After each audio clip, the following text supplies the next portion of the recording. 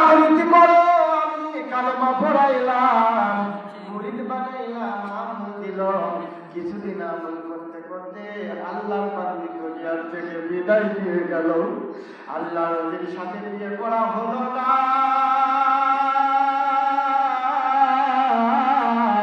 এবার আল্লাহ নবী কিছুদিন পরে মারা গেল।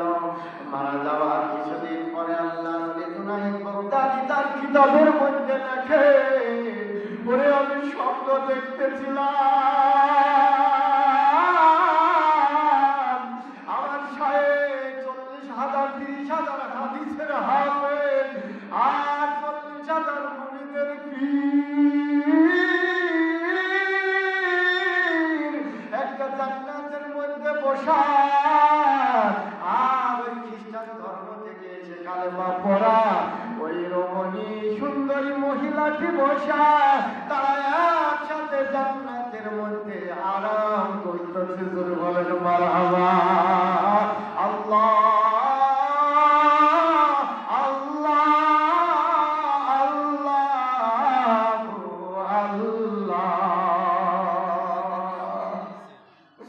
আল্লাহ যখন তোমার কেউ ছিল না তখন ছিলাম আমি,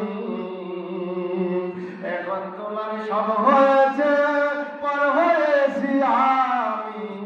আবার যখন তোমার কেউ থাকবে না তখন হব আমি। কথা ঠিক না বেটি? ও যুবকরা, এখন তোমার টাকা হয়েছে, শক্তি হয়েছে, বাড়ি হয়েছে, গাড়ি হয়েছে, আমার আল্লাহরে কেমনে ভুলে গেলে? এই জন্য আল্লাহ বলে, এখন বান্দা তোর মায়ের গর্ভে কেউ ছিল না, আমি আল্লাহ তোরে খাওয়াইয়া খাওয়াইয়া বড় করলাম, মায়ের মাসিকটা বন্ধ করে দিয়ে তোরে বড় করলাম। এখন টাকা হয়েছে, শক্তি হয়েছে, আমার আল্লাহ বলিয়া চিন্তা করলি না, আমাকে রুকু করলি না, আরে আল্লাহ আল্লাহ আল্লাহ বলে ডাকলি না। আমার আল্লাহ বলে, এই বান্দা, এখন তোর সব হয়েছে, আমার যেদিন ওই মাটির কবরে যাবি সেদিন আমি আল্লাহ ছাড়া আর কেউ থাকবে না। সেদিন আমার আল্লাহ ছাড়া কেউ আপনার আপন হবে না। এই জন্য মাঝে মাঝে মনে বলি, আমার মন কার লাগিয়া কান্দ দিবারতে, ওরে আমার মন কার পিছনে ঘুরছ সকাল সন্ধ্যা। আরে কেউ হবে না আমার আপন, কেউ হবে না আমার কবরের সাথী।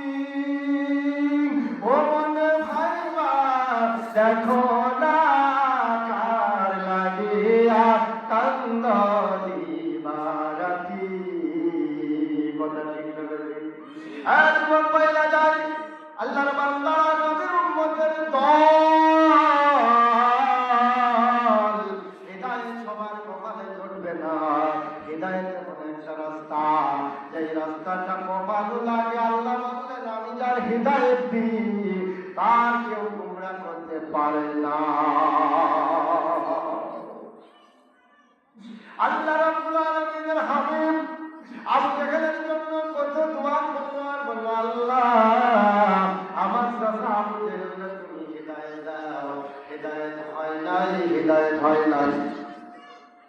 আর ওমর ফারুক রাদিয়াল্লাহু তাআলা আনহু আল্লাহ রাসূলকে কল্লা কাটতে যাইতেছিল, এমন সময় আল্লাহ হিদায়াত লাগাইয়া দিল, আল্লাহ তার হিদায়াত দিয়ে দিল।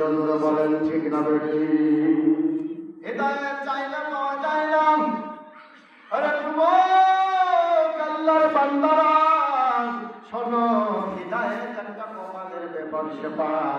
এই মাহফিলের কতজনের হিদায়াত আসবে, কতজন টাকা দিয়েছে, পয়সা দিয়েছে, শ্রম দিয়েছে, আবার অনেকজন চেষ্টা করলেও হিদায়াত হবে না। ঠিক না বেটি? এই জন্য হিদায়াত আমাদের পেতে হলে আল্লাহ রাব্বুল আলামিনের ইশক আর ভালোবাসা দিয়া তার প্রেমের মালা গলায় পড়তে হবে। এই হবে এসেছিলে যখন কেঁদেছিলে তুমি, এসেছিল সবই, এবং জীবন করিবে কঠোর মৃত্যুতে হাসিবে তুমি, কাঁদিবে ভুবন। এমন জীবন আমাদের দরকার। একজন আল্লাহ ওলি মারা গেলে আজকে হাদির জন্য হাজার হাজার মসজিদ থেকে দোয়া, কোরআনের তেলাওয়াত, কত আশা ছিল এমনি হবে।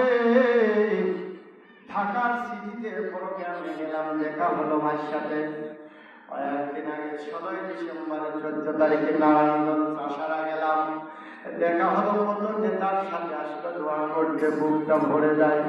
এ আমার যুবক ভাইরা, যেই যুবকেরা নিয়েছিল তাদের মধ্যে যারা এমপি প্রার্থী সেও আসলে দোয়া চাইল। জলসার মধ্যে হাজার হাজার মানুষ নিয়ে দোয়া হয়ে গেল।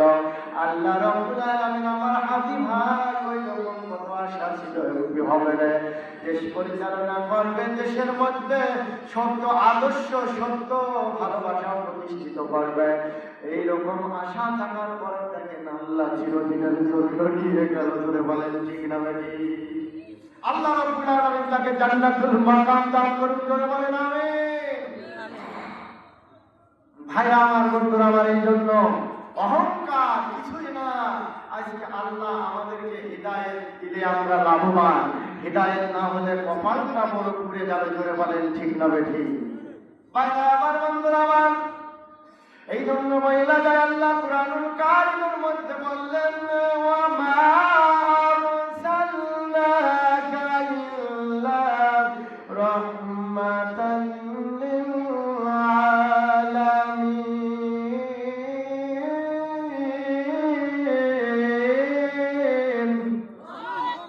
আমার নবীকে হিদায়াতের জন্য, তারা সারা বিশ্বের জন্য, মাখলুকাতের জন্য আমি আল্লাহ রহমত দিয়ে পাঠাইলাম। জোরে বলেন